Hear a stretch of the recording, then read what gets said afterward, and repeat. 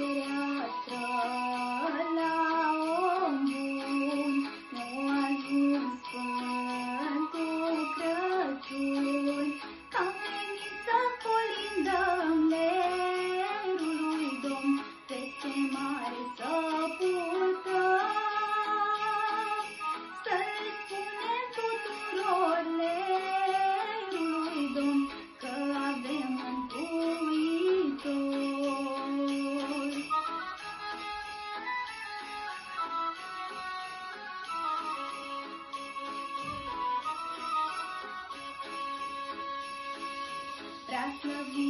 Preaslăvitul Împărat, la pământ o cugetat, și-o luat a noastră firele lui Domn, să ne aducă mântuire. Și-o venit coconicus lerul lui Domn, și adoarme legănut.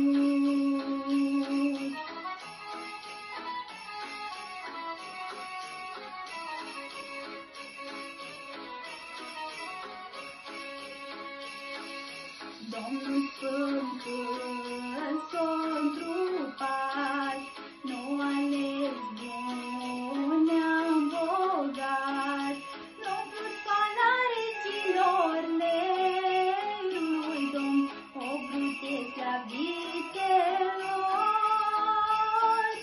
nu vrut cinste nici putere lui Domn, și a Maicii mângâiere.